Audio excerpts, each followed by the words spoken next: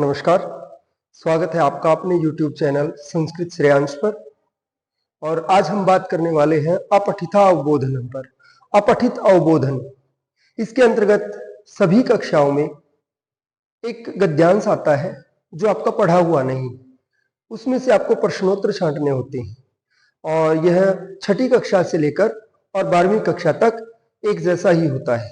छठी कक्षा में थोड़ा सा इसका जो लेवल होता है वो सामान्य होता है और जैसे जैसे बड़ी क्लासें आती हैं उसके हिसाब से लेवल थोड़ा सा अप होता चला जाता है। तो आपके आगे, आपके सामने आज हम करने वाले हैं अपठिता अवबोधनम। इसके लिए सामान्य रूप से हमें करना होता है कि जो गद्यांश दिया गया है उसको 1 या 2 बार अच्छे से पढ़िए, फिर उसके नीचे दिए हुए प्रश्नों को पढ़िए और फिर उन प्रश्नों के उत्तरों को उस गद्यांश में ढूंढने की कोशिश करनी है। कुछ प्रश्न ऐसे होते हैं जो अनायास ही हमें मिल जाते हैं, लेकिन कुछ ऐसे होते हैं जिनके लिए हमें थोड़ा सा प्रयास करना पड़ता है। हम आज वही करने वाले हैं। तो सबसे पहले हम गद्यांश को पढ़ रहे हैं। पुरा दशरथो नाम राजा बभू। पहले पुराने समय में दशरथ नाम के एक राजा हुए। तस्य चत्वारः पुत्र आसन। उनके 4 पुत्र थे। राम खलु ज्येष्ठ, राम सबसे बड़े, ज्येष्ठ सबसे बड़े, शत्रुघ्नश्च कनिष्ठः, और शत्रुघ्न सबसे छोटे थे। हम राजा दशरथ के चारों पुत्रों के नाम जानते हैं सामान्य रूप से, राम, लक्ष्मण, भरत और शत्रुघ्न। तो इसमें दिया गया है कि राम सबसे बड़े थे और शत्रुघ्न सबसे छोटे थे। रामस्य मातु नाम कौशल्या आसीत्। राम की माता का नाम कौशल्या था।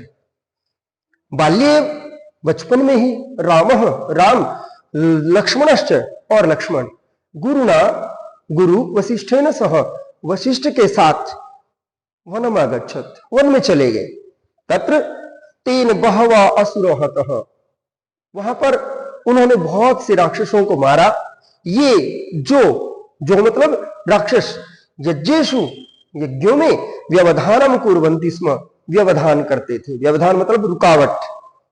तत्रतः, वहीं से ही, गुरुणा सह, अपने गुरु के साथ, गुरु वशिष्ठ के साथ, मिथिला राजस्य, मिथिला के राजा की, जनकस्य पुत्र्यः, जनक की पुत्री, सीतायाः स्वयंवरे, सीता के स्वयंवर में अगच्छत्, गई।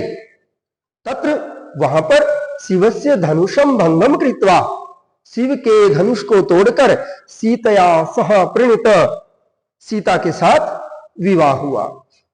अनंतरम, उसके बाद अयोध्याम आगत्य, अयोध्या आकर आनंदेन निवसति स्म, आनंद के साथ रहना शुरू कर दिया। फिर क्या होता है, किंचित कालानंतरम, कुछ समय पश्चात, दशरथस्य अपरा पत्नी, दशरथ की दूसरी पत्नी, दशरथ की 3 पत्नियां थी। पहली कौशल्या, दूसरी केकई और तीसरी सुमित्रा। उनमें से केकई नामधेया, केकई नामधेय की, केकई नाम की पत्न्याः कारणात्, पत्नी के कारण राजा दशरथ ने उनको एक वचन दिया था और उस वचन के फल स्वरूप 14 वर्षाणाम वनवासम अलभते, 14 साल का वनवास प्राप्त किया। किसने? राम ने। और राम के साथ कौन कौन गए? लक्ष्मण और सीता भी गए, जबकि उनको वनवास नहीं मिला था।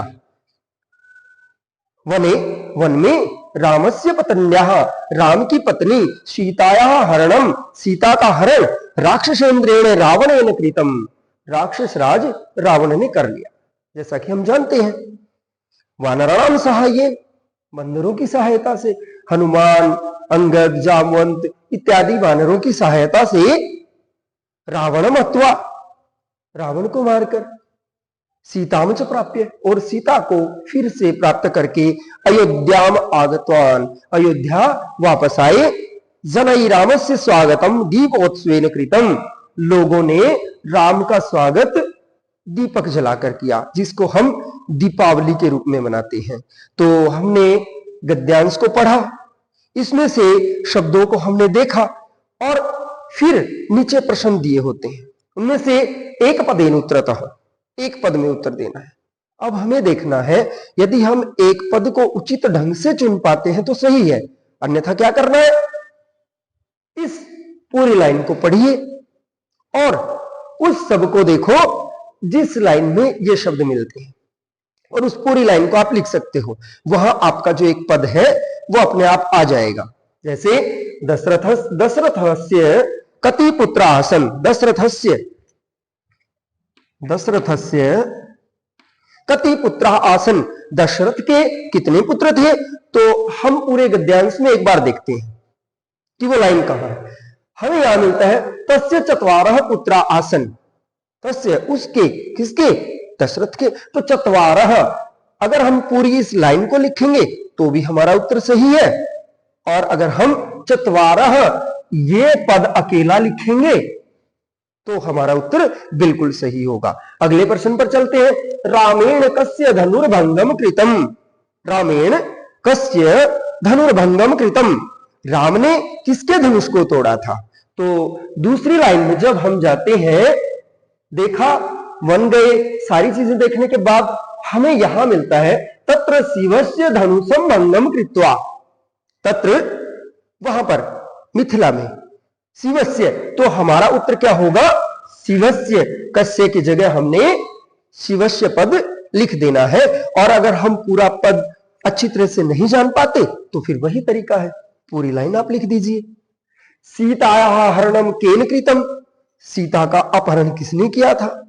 तो यहां हम देखते हैं रामस्य पत्न्याः सीतायाः हरणम राक्षसेन्द्रेण रावणेन कृतम। तो हम यहां रावणेन, ये जो पद है इसको हम लिखेंगे इस प्रश्न के उत्तर में। तो इस तरह से हम 3 प्रश्न ये करते हैं। उसके बाद हम चलते हैं दूसरे प्रश्न पर। दूसरा प्रश्न होता है पूर्ण वाक्येन उत्तरतः, पूरे वाक्य में उत्तर देना है। या हम एक पद नहीं बल्कि पूरी एक लाइन रखेंगे। और जनई रामस्य स्वागतम कथम विहितम, जनई लोगों के द्वारा रामस्य स्वागतम कथम विहितम कैसे किया गया। तो जो अंतिम लाइन हमारी है ये जनई रामस्य स्वागतम दीपोत्सवेन कृतम, ये वाली लाइन हम पूरी इसके उत्तर में लिखेंगे और इस तरह से हमारे इस प्रश्न का उत्तर निकल जाएगा।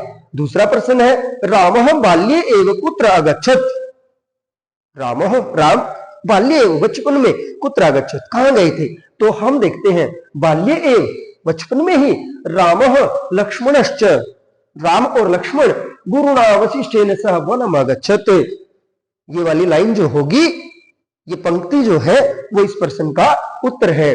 तीसरा प्रश्न है रामस्य माता का आसीत, रामस्य माता का आसीत। प्रश्न में देखिए रामस्य शब्द है, माता शब्द है और आसीत शब्द है। तो हम जाएंगे यहां, देखिए रामस्य मातु नाम कौशल्या आसीत। तो हम यहां नाम शब्द को छोड़ सकते हैं और अगर ना भी छोड़े तो पूरी लाइन अगर हम लिखेंगे तो बिल्कुल सही उत्तर होगा।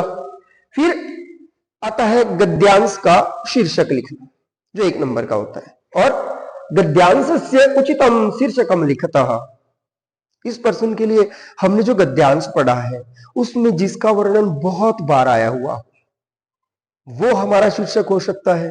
कोई ऐसा शब्द जो विशिष्ट रूप से उसमें प्रयोग हो उसको भी हम उसका शीर्षक बना सकते हैं।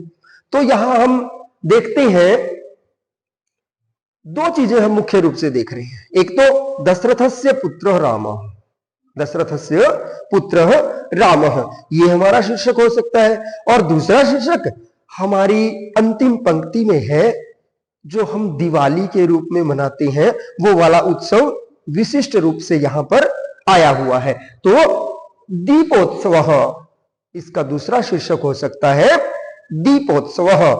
पहला शीर्षक क्या हो सकता है, दशरथस्य पुत्रः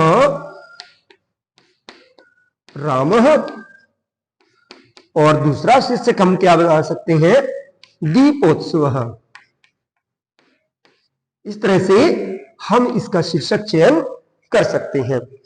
फिर कुछ प्रश्न ऐसे दिए होते हैं जिनमें निर्देश दिया होता है कि आपको करना कैसे है।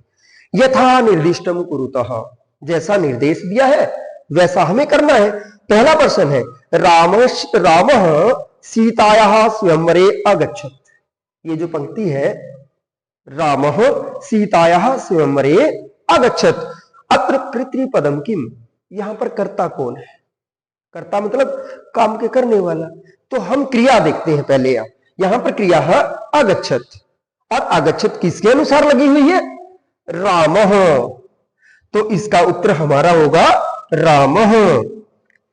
दूसरा प्रश्न देखिए, वशिष्ठेन सह वनम आगच्छत, वशिष्ठेन सह वनम आगच्छत, अत्र क्रियापदम किम, क्रिया मतलब काम, यानी कि काम क्या हुआ। तो यहां हम देखते हैं वशिष्ठेन सह वनम आगच्छत, गया, जाना क्रिया है, और जाना के लिए क्या है? आगच्छत। तो आगच्छत पद हमारा उत्तर होगा। आगच्छत ढूंढिए, यहां पर आगच्छत पद है, ये हमारा उत्तर होगा। तीसरा प्रश्न है, सार्धम इति पदस्य का पर्यायः गद्यांश से प्रयुक्तः, सार्धम साथ, इति पदस्य का पर्यायः गद्यांश से प्रयुक्तः, गद्यांश में इसका कौन सा पर्यायवाची शब्द प्रयोग किया गया है? इसका बहुत बार प्रयोग किया गया है। जैसे यहां पर सह, यहां भी सह, और एक जगह और यहां भी सह का प्रयोग है। तो सार्धम का जो पर्याय पद है वो सह प्रयोग किया गया है।